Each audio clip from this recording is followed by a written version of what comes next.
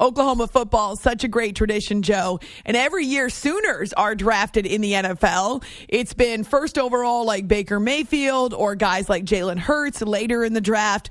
So how proud are you as an athletic director to watch these guys prepare and then make it to the next level?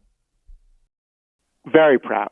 And we spend a great deal of our planning trying to figure out ways how to put our players in the best position to be prepared. And so it makes us just, exceedingly proud of them to see, how their career takes its new step, and then once they do get with the new team, how they blossom afterwards. And so we've got a lot of watch parties going on in Oklahoma over the last several years. You have the Browns watch parties for Baker, and then you've got the Ravens watch parties for seeming like 4 or 5 Sooners that are playing for the Baltimore Ravens. Just saw Orlando Brown go to Kansas City and now end up being a prominent player for the Chiefs. But we have 2 other players that have been part of their run, James Winchester, the deep snapper, and Blake Bell, who's tight end and plays special teams. They were on the Super Bowl champion team a couple of years ago and still there. So it's really been fun. And then, of course, you can pick out this team or that team. And you mentioned Jalen, CeeDee Lamb at the Cowboys. I could go on, and it's just so fun to see them really thrive. The other part, Amy, that makes us feel even better is that they realize this is like a second home for them. And it's not like you came to Oklahoma and you played and you move on and that's that. That we really feel like it's important that they know that they are going to be part of our family forever and ever, and that they can always feel welcome to come back and be around the program. We want them around the program. And many of them are now buying homes here to be in the off season or, to have something, when they come back. Wow. I understand that feeling because that's how I feel about Oklahoma. I feel like I left a piece of my heart there, and it always does feel a bit like home when I return. I got to tell you, blast from the past, Josh Heupel getting hired at Tennessee. He was the quarterback, of course, for the national championship in 2000, which I covered so early in my sports broadcasting career. And to move, from school to school and now to end up at Tennessee, that's amazing. We're thrilled for him. He's obviously an enormous part of our history. We'll forever be grateful for what he did with his teammates to lead us to a national championship. In fact, we were going to celebrate the reunion last year. If not for the pandemic, we would have had a reunion on campus. We did one virtually, and we'll have those guys back on campus this fall. But as you know, Coach Bob Stoops is still living here in Norman, is around our program a lot. His son is playing for us. By the way, earned a scholarship and was awarded one last week after the spring game. Awesome. And so a lot of those guys that were teammates of Josh, still, we see him a lot. But we're so happy for him. By the way, the Sooners were supposed to play Tennessee last year before the chaos ensued about how we lost games and ended up playing mostly conference games. But so we've rescheduled that game, but it's many years out. However, we go back to Tennessee, what was originally part of that return game. So the Sooners will be playing the Josh Heupel-led Tennessee Volunteers in 2024, so that'll be quite an interesting matchup. Joe Castiglione is with us from Norman, Oklahoma, where he's been the athletic director going back to the late 90s, so just predating my time in Norman. And it's so good to have him with us here after hours on CBS Sports Radio. Joe, you mentioned last spring, and compared to what you're overseeing right now with gymnastics and softball, and I could go on and on about all the different sports that take place in the spring, golf, of course, but take me back to last spring and what it was like to see all of that shut down. I have to tell you, Amy, that was a very low point. I felt horrible. I mean, part of being a good leader is having empathy amongst many other good qualities, but I felt horrible for the student athletes. Now, we have to step back and consider the perspective. We were entering something that none of us could fully grasp. It just was thrust upon us so fast that we, having to go in team meetings and tell them their seasons were being canceled. I mean, not delayed, not postponed, canceled. And there were different teams in various stages of their season, many of which were heading to a postseason, getting ready to play a conference championship or for a national championship. I could cite a lot of teams, but one of our teams, our women's gymnastics team, was literally the team of the ages, maybe the best ever women's gymnastics team. And we're final year of Maggie Nichols, who's maybe the best gymnast, collegiate gymnast, the sport has ever seen. And we have to tell them their season's over. And it's not just their season, but in the case of Maggie, her career was over, just like that. And it was cold. It was harsh. It was sickening in a lot of ways. But as I mentioned, we had to step back and realize what we were entering. And as difficult as that was, it was more difficult for a lot of people in our country that were being infected by a virus as it was rapidly going across the country. And even then, we didn't know how long that would last, and what would be. We're just learning about it all in real time. So, think about that. And some of those student athletes never got another chance. Right. Some did. The spring sport athletes did. They had a chance to come back. And now in the fall, in winter sports, they were given the same opportunity. So we were dealing with extended eligibility. That was a challenge in itself. But again, it's balanced by the fact we're living through a pandemic and learning about it in real time. Right. And having to figure out, can we have sports? Are we going to be? How are we going to navigate it? What do the student athletes feel?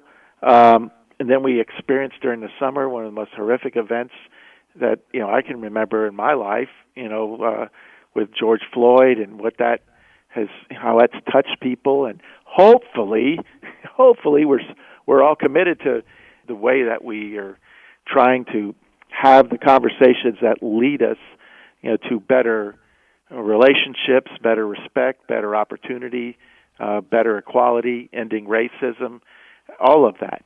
The student athletes have processed all that, and we were able to have a season. It was shortened, but we had the season. We played for a championship, then got into winter sports. They did the same, and now we're in spring sports. So, Amy, sometimes you think about this and you realize, maybe we don't fully appreciate the blessings of just being able to play. There's still a lot of that focus, like how you do and whether you didn't live up to expectation. But this year, the blessing was got to play. Yes. Because there were times that looked like we may not have any sports. Every time I think about how crazy this spring is with so much happening, and there's this tendency to say, oh, I'm so tired, or anything like that. This is insane. I remember where we were a year ago, and I think I am so grateful for what's happening right now in sports and, of course, in our country. Joe Castiglione is with us from the University of Oklahoma. It's After Hours here on CBS Sports Radio. Obviously, a bazillion daily decisions went into making this work, and not just for your campus, but for the Big 12, for the NCAA, for sports all across the country to be able to manage it in a year unlike any other. How did you balance the desire to play sports and allow these athletes to have that experience, but also staying safe and making sure you were keeping their best interests and the best interests of your campus also front and center? I like the way you said that, because that is exactly how you moved ahead and had our benchmark. What is in the best interests of the people we serve? Their welfare, their safety, their health, and the ability to do this the right way. And that was our benchmark.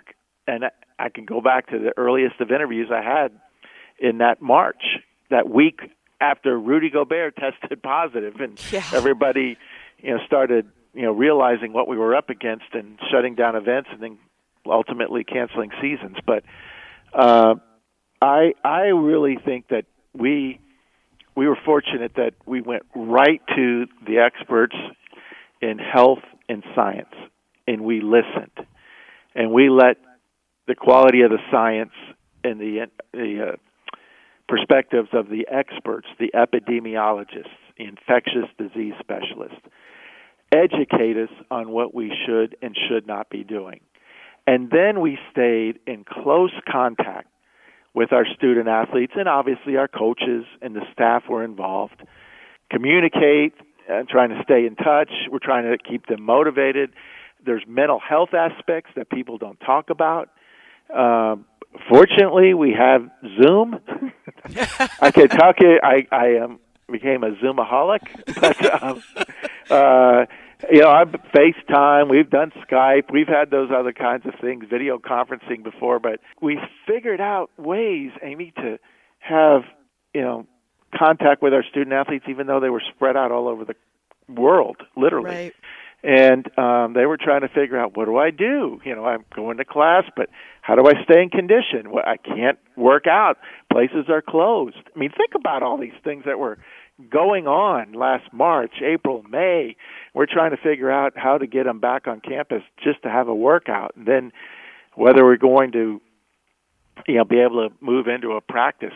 And then you'll remember late July and August last year. Yes. And where we like we talked earlier, we're on the threshold of shutting down college sports. I mean, I'm not exaggerating. We're talking about, can we have a regular season? What kind of schedule we could play? And then people started making announcements that they were going to play conference only. And then you're working through logistics of that. And next thing you know, they're talking about not playing at all.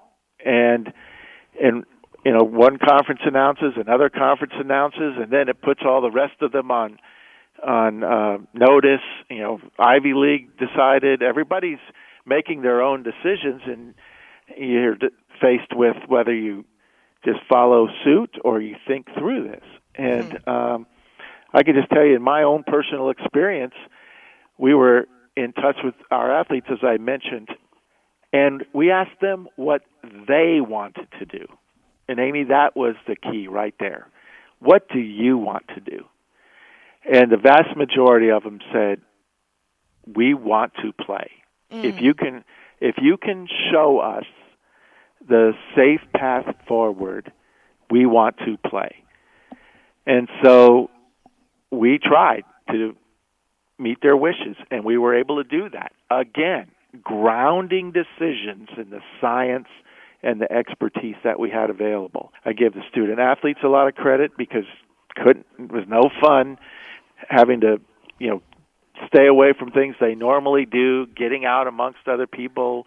They couldn't go anywhere. They had to be tested many times a week. There were a lot of those inconveniences. You think back just a few weeks ago with the NCAA tournament where everybody was in a bubble and, they got out for practice and competition, and that was it. But they realized the trade-off was worth it. And again, it goes back to why we even have our jobs, putting them in the best position to be successful when they're with us and preparing them, like we talked about at the beginning of the interview, for what comes beyond their college experience. Well, I'm glad you mentioned hope, because that has been my word that I have tried to hang on to over the past now 14 months. And joy, too, the joy in the small things, even just seeing your teams run out on the field. I can imagine there was joy in that the first time that it happened, as much as there's anxiety associated with it.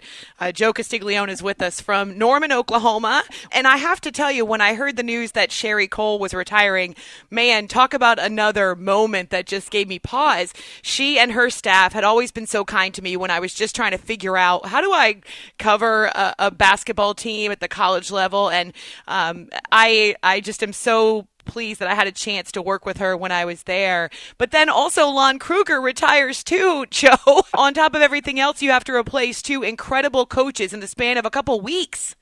Yes, two legends. Obviously Sherry's already a Hall of Famer. The multiple conference titles, the multiple Final Fours, the women that she's impacted.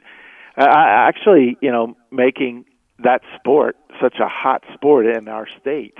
Right. And she took over a program that was literally in shambles. I mean, we don't have time to get into all the details, but this precedes me. But early in the 90s, they actually dropped women's basketball for some number of days. It was brought back,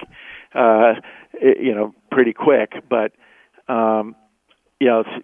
that program was just struggling in the 90s, and so she made it an iconic program in women's basketball. And then, of course, Lon Kruger, who has taken 5 different universities to NCAA tournament and has been in Final Fours. He had a Final Four team here with us, and the 10 years were magical with him. And both of them are just great people, very involved in the community, did things with class and integrity, and they're legends in every Yes. sense of the word, and left a great legacy. So trying to replace them both virtually at the same time was quite a unique challenge. But hey, we're at Oklahoma. We embrace all the kinds of challenges. And so very thrilled with the two coaches we hired, Porter Moser and Jenny Baranchek.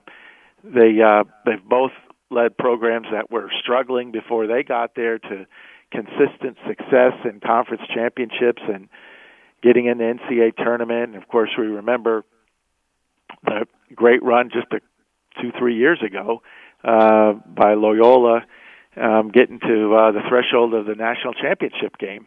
And they were minutes away. Michigan got them in the end, but they had a great run.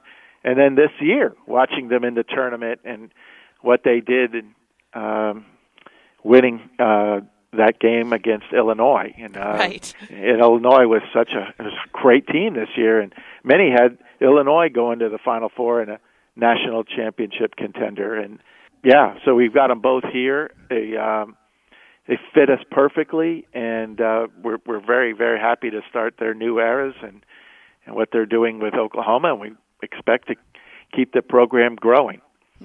My last question, Joe. I mean, you've been there more than 2 decades now. Why is it so special? Why is that campus and that city so special, and why does it leave such an impact on people who go through it? The people, pure and simple.